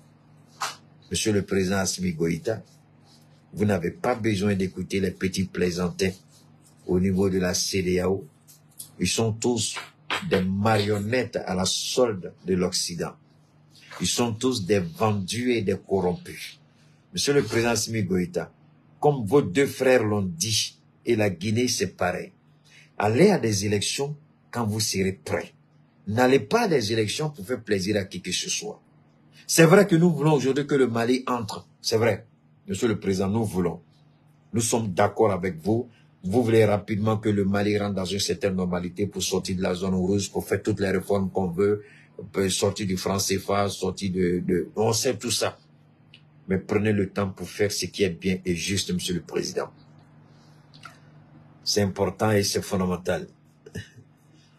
Alors, on vous remercie pour avoir été avec nous depuis le début. Vous savez, quand nous parlons de cette dame, Fatoumata Batouli Niang, c'est une dame de conviction, c'est une femme que nous respectons, c'est une femme que nous apprécions. Fatoumata Batouli Niang, au travers de ses œuvres caritatives, au travers de ses œuvres sociales, au travers de ses actions qu'elle pose, elle arrive à changer le quotidien de beaucoup de Maliens. Ces jeunes filles aujourd'hui, qu'elle arrive à récupérer, former, donner de l'espoir, de l'espérance, c'est les jeunes filles qu'elle retire de la rue. Aujourd'hui, c'est très facile pour certaines personnes d'aller se livrer à toute forme de prostitution. Mais aujourd'hui, elle tend la main aux jeunes filles. Sortez de la rue, venez, recevez une formation, elle leur donne le moyen matériel et le moyen financier pour commencer un business rentable. Ces jeunes filles-là qu'elle retire de la rue, c'est important, c'est fondamental pour des familles. Ces jeunes dames qui sont dans des couples qui sont mariés, mais dont le mari a tous les problèmes pour joindre les deux bouts, elle dit c'est pas un souci, le peu que j'ai, on peut partager, et puis vous aussi, vous pourrez aider et soutenir votre mari. Donc nous disons infiniment merci à Fatoumata Batouli Niang, à l'endroit de toutes ces jeunes filles, tous ces jeunes garçons à qui elle donne de l'espoir et de l'espérance. Nous lui disons merci pour le soin qualitatif qu'elle apporte à nos cadres de vie, quelles que soient les localités dans lesquelles nous sommes, quelles que soient les communes, les régions ou les quartiers. Nous lui disons infiniment merci pour avoir encore cette année accompagné plus de 10 000 enfants maliens avec des kits scolaires, de la maternelle jusqu'au secondaire. Nous lui disons infiniment merci encore pour ces personnes âgées du troisième âge qui n'ont pas les moyens, mais les personnes qu'elle décide de soutenir, de leur donner le minimum pour que ces gens-là puissent trouver ne serait-ce que un état de santé parfait. Rien n'est parfait, nous ne disons pas que elle est parfaite à tous les points de vue, mais nous disons tout simplement, accompagnons cette dame-là pour que le travail qu'elle a commencé, elle puisse encore atteindre un grand nombre de Maliens. Accompagnons cette dame pour que le travail qu'elle a commencé puisse bénéficier à un grand nombre de Maliens. Accompagnons cette dame. Comment on peut l'accompagner? Tout simplement en disant merci à l'Éternel Allah qui l'accompagne. Comment on peut l'accompagner? Il y a deux produits phares que nous connaissons. Évidemment, c'est une femme d'affaires, elle est dans beaucoup de business, mais moi, je ne me limite seulement qu'à deux. Le thé, tous les bonbons, et la boisson, tous les bonbons. Je dis toujours, quand vous êtes assis dans votre grain, vous êtes assis devant votre maison, vous respirez cet air. Rappelez-vous qu'un jour, cela était pratiquement impossible. Mais pour dire, si aujourd'hui on peut s'asseoir devant notre porte pour boire notre thé, avoir notre petit grain, faisons en sorte que d'autres quartiers, d'autres communes, d'autres régions puissent bénéficier des bienfaits de Fatoumata Bathily. Comment on peut le faire? En achetant le thé, tous les bonbons. Demandez aux enfants, allez dire à vos boutiquiers, aux gens qui ont les alimentations, les mini-markets chez vous, demandez-leur désormais de s'approvisionner, n'est-ce pas, auprès de leurs fournisseurs, hein, le thé, il faut qu'ils s'approvisionnent le thé, tous les bonbons, pour que ce thé-là soit votre compagnon. C'est une façon à vous de dire merci à Fatoumata Bathily. C'est une façon à vous d'accompagner Fatoumata Bathily. En achetant le thé, tous les bonbons, en buvant ce thé d'ailleurs qui est de très bonne qualité. Vous faites un travail extraordinaire. Vous dites, Fatoumata, voilà ma modeste contribution pour t'accompagner dans le noble travail que tu fais pour le Mali. Ayez le tous les bonbons jour et nuit, évidemment. À la maison, ayez le tous les bonbons. Dans vos bureaux, ayez le tous les bonbons. Hein? Au niveau des barrages, là, les postes de péage, là. Si vous voyez les jeunes qui viennent, quand vous garez votre véhicule, ils viennent vous donner le thé, posez la question, et bien, attendez, tous les bonbons de dehors, tous les bonbons, n'est ami. Tous les bonbons, dans les zones de péage, là, vous qui êtes là-bas, qui me regardez, parce que chaque fois quand je pars dans les zones de péage, vous me reconnaissez, vous me saluez. Donc, désormais, ayez le tous les bonbons dans les zones de péage. Les postes de commande des policiers, de la gendarmerie, de la douane, ayez de tous les bonbons avec vous, jour et nuit, et buvez le tous les bonbons. Ce n'est pas tout. Pour les mariages, pour les baptêmes, pour toute autre cérémonie, dans vos bureaux, la boisson, tous les bonbons, ça fait pas de mal. Vous recevez des invités. Ah, oui, parce que cette dame-là, il faut la soutenir. C'est une façon de soutenir Fatoumata. C'est une façon de l'accompagner. Donc, infiniment merci, Fatoumata. Le plus grand souhait, c'est que l'année prochaine, elle puisse doubler le nombre de 10 000 enfants à 20 000 enfants l'année prochaine. On souhaite que dans les 5 ans à venir, elle puisse équiper au moins 100 000 enfants au Mali en quête scolaire. Dans 5 ans, qu'elle puisse avoir à donner au moins à 100 000 enfants. C'est énorme, 100 000 enfants. C'est énorme. Donc, continuons de soutenir cette dame-là pour que les forages continuent de pousser comme des champignons dans les villages. Que les châteaux d'eau en Bicor continuent de pousser dans les villages, les zones les plus reculées. Continuons de soutenir cette dame parce que elle est dans les œuvres, elle ne s'arrête pas, elle continue toujours. Évidemment, les quartiers sont nettoyés, les quartiers sont débarrassés des immondices, des saletés, des impuretés, tout ce que vous pouvez imaginer. Donc, merci infiniment à Fatoumata Bathily pour le travail extraordinaire.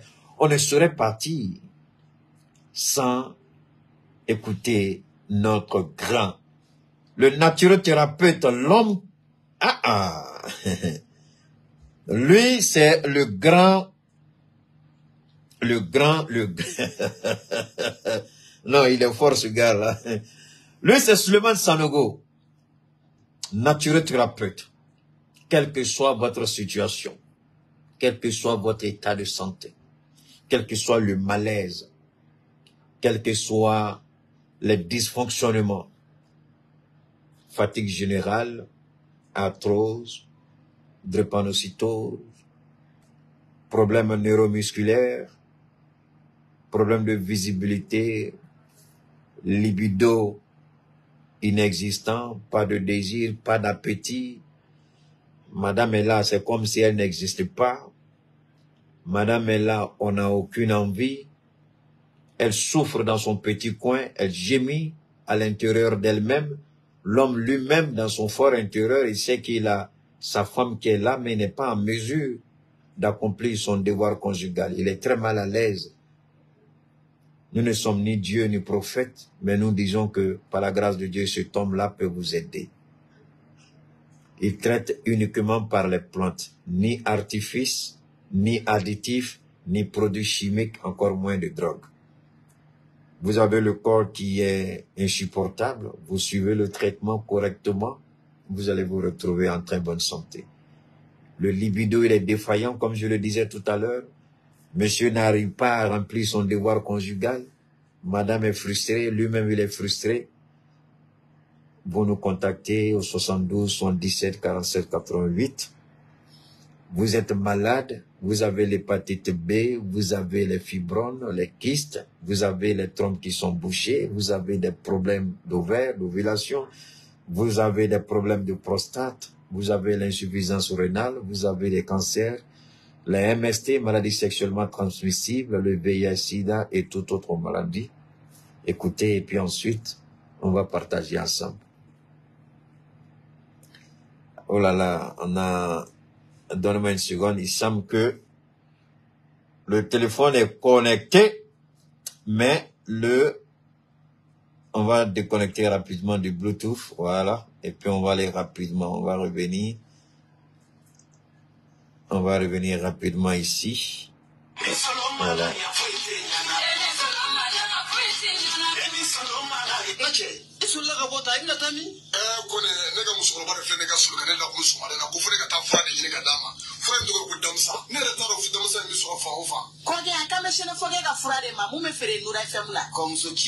Fura in ka ɲi kosɛbɛ fura in tɔgɔ de ko damisa kabini ne ye fura in sɔrɔ waati min na n lafiyara ni dɔ banna dɔrɔn n bɛ taa dɔ ta k'a daminɛ mɔgɔ joli sira bɛɛ lajɛlen fura in bɛ boli a bɛɛ lajɛlen na mɔgɔ min filɛ i niyɔrɔ dumuni ma nka i niyɔrɔ kuma e ti fili o ma ne yɛrɛ de ye sinafɔkɛ ye a ye fɛn o fɛn fɔ fura in na a bɛ fɛn kɛ min ka jugu ni nin bɛɛ ye n ko don dɔ la ne dɔnbaga dɔ y'a terimuso su ka kɛ ne ka fura in kan k'a san musokɔrɔba ko ale dan t'a denmuso ka kɔnɔdimi in ban cogo la tuguni nka a dara a la don kelen a ye bidɔn 1 san o kɔfɛ a nana bidɔn 5 de san sisan ne n'o kɛra ten k'a sababu kɛ ala ni den in furakɛli kama ala barika la bi ne y'a ye jamana ɲɛmɔgɔw sera ka papiye ta k'a di an ma n'an k'a ma ko carte professionnelle o t'i kɛ gansan ni ko ma kɛ ko t'i dɔn fura in bana mana k'i farikolo fan o fan fɛ a bɛ don k'a sama ka bɔ farikolo la pewu k'i lafiya k'a kɛ i n'a fɔ i bolo cogo damisa fura lakika don o kɔfɛ an ye sɛgɛsɛgɛli kɛ fura wɛrɛw la kɛrɛnkɛrɛnnenya i n'a fɔ diabète ani tension k'an tɛgɛ da a bana kisɛ yɛrɛ kan walasa an ka se ka mɔgɔw nafa ni a ye k'o fara damisa ko in kan ni ala sɔnna ma an ka se ka mɔgɔw bɔ u ka degun kɔnɔ. Ko ne ko anw ma mun yɔrɔ ka ca sinafɔkɛ a ka telefɔni nimoro bɛ sɔrɔ. Mun ye n balimakɛ a ka nɛgɛjuru sira o bɛ sɔrɔ o tɛ dɔwɛrɛ ye i mago b'a la a mana kɛ mun ye furako ye fo ka taa se mago wɛrɛ ma i bɛ se ka sinafɔkɛ k'a yɛrɛ wele 75 01 63 95 walima 66 11 78 49 n'o ka gɛlɛn maa min ma i bɛ se k'i senfa biribiri ka taa mun ye Janginɛbugu bɔlɔnfantɛrɛn yɛrɛ kɛrɛfɛla la ye i mana sinafɔkɛ ɲininkali kɛ maa o maa la bɛɛ lajɛlen b'a yɔrɔ yir'i la. Kɔni o kumana a damisa ko an bɛ taa ɲini an n'an soma bɛɛ an ka taa ɲɔgɔn fɛ. Alors donc c'est Suleiman Sanogo, comme je l'ai dit tout à l'heure. Il est très bon dans son domaine, c'est un naturothérapeute, il est bon, il maîtrise son sujet, il maîtrise véritablement ces maladies-là par les plantes. Alors, qu'est-ce qu'on peut dire? Ce que vous appelez hémorroïdes, on dit coco, hémorroïdes, constipation chronique, paludisme, fatigue générale, impuissance sexuelle, tension artérielle, hypotension artérielle. Et puis, vous savez, souvent quand les gens laissent un message, ils citent toute une panoplie de maladies. Ils vont diabète, tension, vision, constipation, faiblesse sexuelle. Une seule personne peut citer au moins 6 à 7 maladies. Mais en général, ce que les gens ne savent pas, je cause beaucoup avec M. Sanogo. Généralement, une seule maladie peut être la cause de tout ce que vous dites. C'est-à-dire que les autres maladies sont la conséquence d'une première maladie qui a été déclenchée, qui n'a pas été soignée. Par exemple, quand vous êtes diabétique, forcément cela va jouer sur votre sexualité. Forcément, la constipation va jouer sur votre sexualité. Vous avez la prostate, ça va jouer sur votre sexualité. Donc très souvent, les gens vous disent, j'ai problème de prostate, j'ai faiblesse sexuelle, j'ai hémorroïde, j'ai faiblesse sexuelle, j'ai diabète, j'ai faiblesse sexuelle, mais tout est lié. Donc, évidemment que nous voulons soigner, mais pas à n'importe quel prix. C'est pourquoi je dis aux gens, non, attendez, soignez d'abord votre diabète et puis vous regardez. Si vous avez toujours des problèmes au niveau de votre libido, là, on peut aller. Mais si vous n'avez rien de tout ça, on vous dit, il n'y a pas de problème. Voilà le traitement qu'il vous faut. Mais en général, vous allez trouver, il y a une ou deux maladies qui sont à la base de et vous allez voir, toutes les autres maladies sont liées. Parce que l'autre a été maltraité, c'est parce que l'autre, il y a un problème. Donc, automatiquement, vous êtes diabétique, forcément, ça va entraîner, ça va jouer sur la visibilité, c'est-à-dire la vue, ça va jouer aussi sur la sexualité, ça va jouer sur d'autres éléments. Est-ce que vous voyez? Vous avez d'autres problèmes, vous avez des constipations chroniques, évidemment, vous aurez des problèmes neuromusculaires. Ça, c'est une obligation. Vous allez avoir un genre de fatigue générale qui ne finit pas. Alors, beaucoup de gens m'appellent ces temps-ci pour me demander le produit 12, le numéro 12. Évidemment, le numéro 12, c'est, je peux dire, c'est le produit phare du DAMSA. Le numéro 12, il soigne pratiquement plein de maladies. Mais ce qui est bon dans le numéro 12, j'ai dit la dernière fois, il nettoie le sang. Ce n'est pas seulement le sang qu'il nettoie. Il régénère les cellules et puis il booste votre système immunitaire de défense qui était affaibli par la maladie ou par les infections. Donc, le numéro 12, tout en nettoyant le sang, régénère les cellules. En régénérant les cellules, il booste votre système immunitaire de défense et donne la possibilité au corps de pouvoir se défendre contre les attaques extérieures, c'est-à-dire les maladies. Donc, le 12, pourquoi je le sais? Parce que je lui ai demandé, il m'a bien dit le 12, Keïta, les gens ne savent pas. Sur le 12 là, personne même ne doit laisser, malade ou pas malade, s'ils ont le 12 là. Je ne dis pas qu'ils ne pourront pas tomber malades, mais il y a de très fortes chances que c'est en bonne santé qu'ils iront se coucher dans leur tombe. Parce que le 12 là, il est très bon, il est très efficace. Et moi-même, le 12 là, j'en ai pris plein pour garder pour ma propre consommation et la consommation de ma famille. Voilà. Donc le 12, il est bon, je vous le conseille, il rajeunit.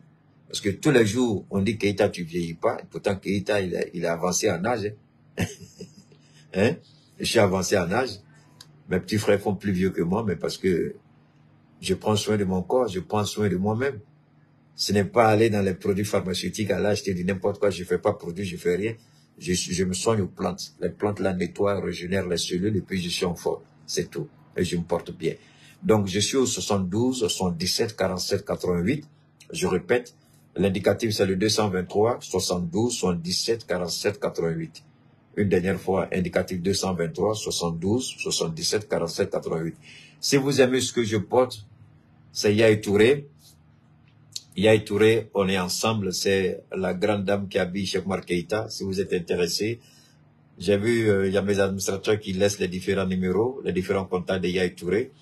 Donc, vous contactez Yaye Touré pour vous donner la qualité, la finition, la couture, le tissu, l'excellence, la galanterie, tout y est. Parfum, chaussures, chapeau, lunettes, bagues, tout ce que vous voulez. Salut à toi, ma chérie personnelle, Kadi. Comment tu vas, Traoré Mousso? J'espère que ça va bien. Alors, ça a été un heureux plaisir. On a vraiment partagé beaucoup aujourd'hui. Demain encore, on va lancer des bombes incendiaires sur ces vieux irresponsables qui s'attaquent à nos États. On a beaucoup de choses à dire encore. On a juste écouté une petite partie du discours du général Toumba. On va écouter le reste demain avec notre grand ministre Abdoulaye Diop. D'ici là, portez-vous bien et à demain.